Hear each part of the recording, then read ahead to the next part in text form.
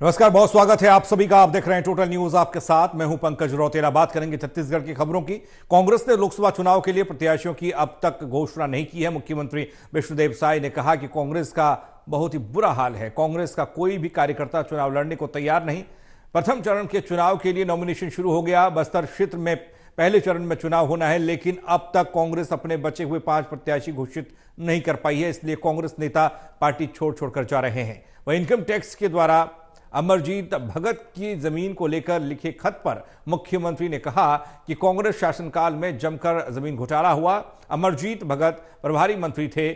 पहाड़ी कोरबा परिवार की 25 एकड़ जमीन अपने बेटे के नाम से रजिस्टर करा दी। हमने जांच कमेटी बनाई थी। सांसद गोमती साय की अध्यक्षता में जांच रिपोर्ट के आधार पर पीड़ित परिवार को बुलाया गया। राज्यपाल से मुलाकात की गई थी। हमने सभी कलेक्टर को निर्देशित किया है कि अभी जो बरसात हुई है और ओला भी गिरा है और किसानों के फसल को क्षति हुई है, चना, गेहूं और सब्जी भाजी सबको, तो जो राजस्व संहिता 64 में जो उनको मुआवजा देने का रहता है, सर्वे होके आएगा। तो सभी किसानों को आपके माध्यम से भी हम कहना चाहेंगे कि उनको चिंता करने की आवश्यकता नहीं है।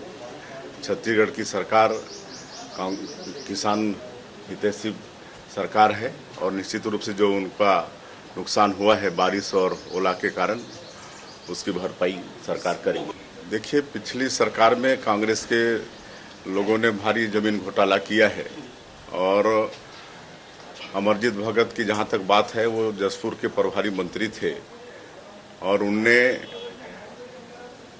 कोरवा परिवार की 25 एकड़ जमीन अपने बेटे के नाम से रजिस्ट्री करा ली थी और उस समय हम प्रदेश अध्यक्ष के दायित्व में थे और हमने एक जांच कमेटी बनाई थी वहां के सांसद श्रीमती गोमती साय के अध्यक्षता में, और जांच रिपोर्ट के आधार पर हमने उस पीड़ित परिवार को यहां बुलवाया था और गवर्नर साहिबा से उस समय श्रीमती उइके थी, उनसे मिलवाया था। उन्होंने प्रत्यक्ष मिलकर आप बीती सुनाई थी और प्रेस भी हुआ था, सब लोगों को मालूम है।